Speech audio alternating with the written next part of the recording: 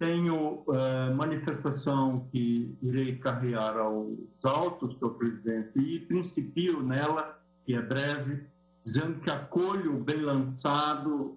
relatório da eminente ministra relatora, ministra Rosa Weber, assentando desde já que acompanho-a integralmente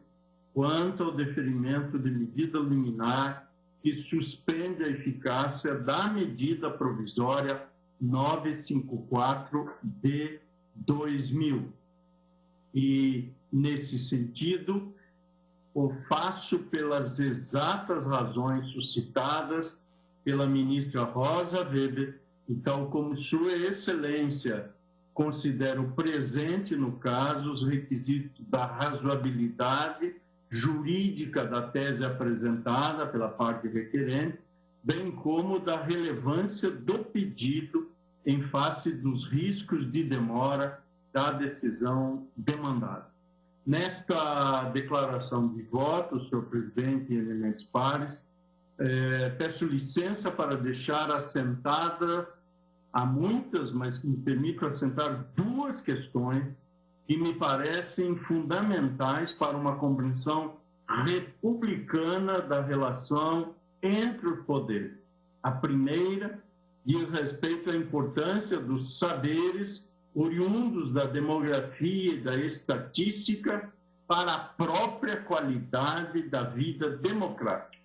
E a segunda, a centralidade da dimensão procedimental dos direitos em períodos de crise.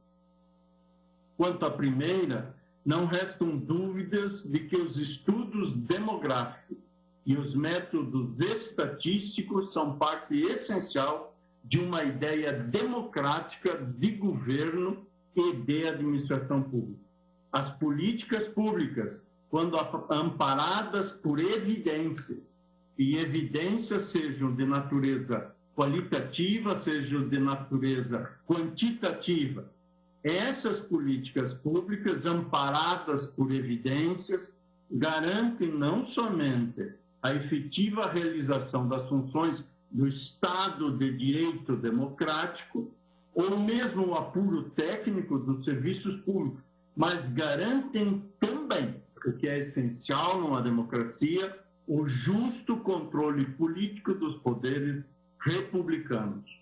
Porque as políticas públicas podem ser analisadas racionalmente, aliás, devem ser analisadas racionalmente, elas podem também ser objeto do escrutínio dos cidadãos, no que denomina o autor Jürgen Habermas, na sua obra Praticidade e Validade, podem ser, portanto, objeto do escrutínio dos cidadãos no denominado fluxo de formação discursiva da opinião e da vontade. Em outras palavras, entendo, tal como Sua Excelência, eminente ministra Rosa Weber assentou, que demografia e estatística contribuem de forma decisiva para a racionalização do debate público e, nesse sentido, são ambos os saberes e práticas essenciais para o pleno exercício da cidadania. É por isso, dentre muitas razões, que o IBGE, Instituto Brasileiro de Geografia e Estatística, merece ver reconhecido aqui seu papel, que é mesmo indispensável para a qualidade da democracia brasileira. Estudos estatísticos como o Censo Demográfico e a Pesquisa Nacional por Amostra de Domicílio produzem dados essenciais para o funcionamento das instituições públicas, para a formulação de políticas públicas e para a tomada de decisões estratégicas. Dados oficiais como esses, ao minuciarem a realidade brasileira e as necessidades de sua população, tornam-se ainda mais importantes em períodos como o presente, como o tempo da pandemia do coronavírus. Entretanto, a situação de emergência, que é penosa por sua natureza, não pode gerar um regime de incompatibilidade com a proteção dos direitos fundamentais.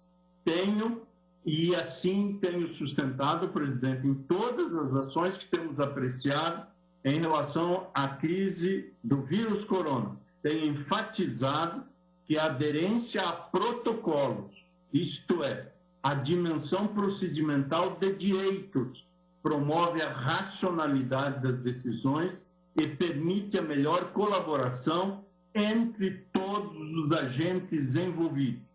E foi por isso que na ação direta de inconstitucionalidade 6343, quando apreciamos a medida cautelar, citei